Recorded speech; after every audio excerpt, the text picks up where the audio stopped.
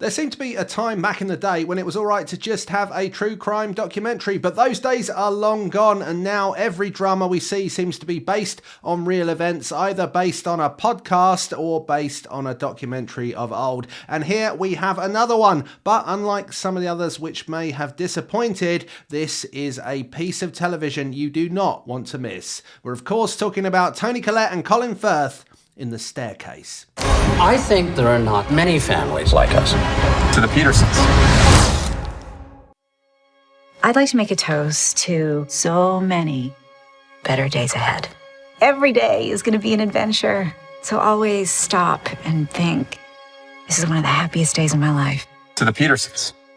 To us. Hey there, Tim from Screen OD here. I hope you're having a good day. Thanks so much for tuning in. I'm sure we can make your day even better, especially if you're looking for a great drama to watch on your TV, because The Staircase certainly fits that bill. A quick reminder before we get going, if you like TV and movies, why not subscribe to the channel and you get all the content direct to your feed. And if you like the video, like the video. That would do the job. Right, The Staircase. What's this all about? The Staircase pivots on what happened on one night in 2001 in Durham, North Carolina, in the Peterson household. Kathleen, the mother of the house, is found dead at the bottom of the stairs, covered in blood. It's a particularly gory incident and scene. Michael, the husband, an aspiring politician and crime writer, phones the emergency services and claims that she has fallen down the stairs. He is found hugging her when the emergency services arrive. But what actually happened that night? That's what this series about. Did she fall? Was she pushed? Did something else happen? And a court case will ensue, but also the family ties of this big family that we meet at the beginning of the series will start to be frayed and severed as this goes on. Now, if this is something that sounds familiar to you, it might be because it is. In 2004, filmmaker Jean-Xavier Lestrade, the French acclaimed documentarian, made a series about the trial of Michael Peterson. This is something that was originally shown on Canal Plus in France and then as part of a Storyville strand on the BBC in the UK, but it later found a home on Netflix, which gave it a global audience, and more episodes were added in a follow-up part to the series. And of course, once it's on Netflix and you have that large audience all over the world, people on social media start talking about it, and it's something that becomes much more part of the public consciousness. The drama quite quickly takes us to the aftermath of whatever happened that night. We hear an emergency phone call by Michael to the police and ambulance services telling them that his wife is bleeding and that she's not breathing. We then see the police, the ambulances arrive. We see Michael in complete shock. They're not able to really communicate with him. We see the bloody scene of Kathleen at the bottom of the stairs, and then a son of the family comes home to what appears to be a wealthy and domestically blissful environment that's in complete chaos. My wife, she had an accident. What kind of accident? She fell down the stairs. No, she's not breathing.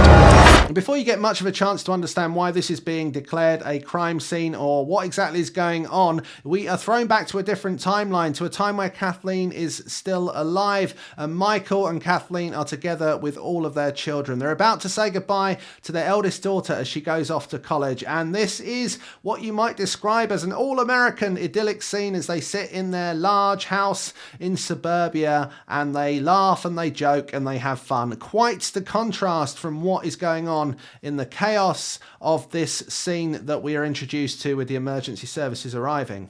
Multiple timelines are a really important part of this series because it's about piecing things together and trying to find out what happened. And the reason that the family dynamic is so important as well is that all of the children will play their part in this show as it goes on, because as things start to unfold, as it starts to become more and sometimes less clear what went on that fateful night, the role of each of those children and whether or not they stick by Michael or whether or not they become further from him as evidence starts to appear about what might or might not have happened is really important to this show, and it's really important to the drama. Case like this, keep your family close. You'll need them on your side.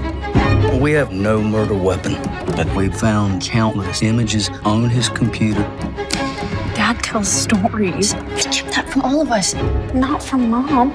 She would have told me. Now, one of the great things about dramas like this is the twists and turns that happen and the plot that thickens as you go through it. And I don't want to go into too much detail about what happens next because I don't want to spoil that for you. Now, you may have already seen the documentary and therefore have a pretty good idea. I still think the drama will give you a lot. However, if you don't know what happens, then it's probably best not to read about it until after you've watched the series. Now, one thing I can tell you is that the two lead performances in this show are simply stunning. Now, those who are students of the work of Colin Firth and Toni Collette probably aren't surprised, but it is possible that people can have bad days at the office, but neither of them do in this series. They are absolute shining lights at the centre of what is a gripping and really compelling story. Firth takes you on a real journey through a character that starts in shock and grief, and then as more and more things are revealed or not revealed about him, we start to see Michael's character really develop. This is a tour de force in acting, and similarly, Toni Collette puts in a really beautiful and crafted performance at the centre of the show,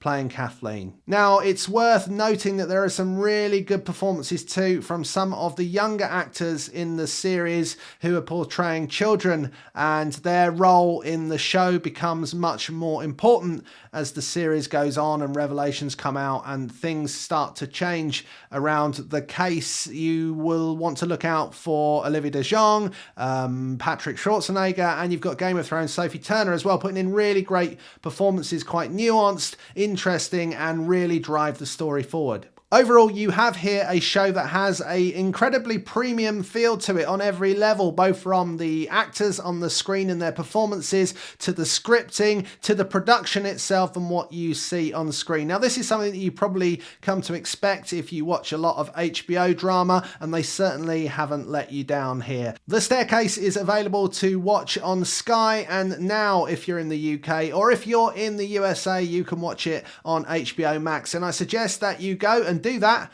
right now. I think there are not many families like us. I'm tired all the time.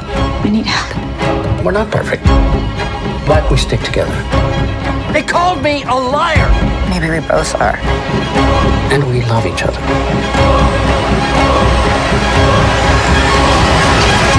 Now I shouldn't have said go and watch it right now because I still had something to say, but it's not much, to be honest. I just wanted to say thanks so much for watching. I really appreciate everyone who supports the Screen OD channel. Make sure you subscribe if you found this useful, entertaining, or insightful. And of course, if you hit that like button, more people will get to see recommendations like this across the internet, which will make the world a better streaming place, which is of course our aim here at Screen OD. Thanks again for watching, and check out all the other videos on the channel. We'll see you again very soon.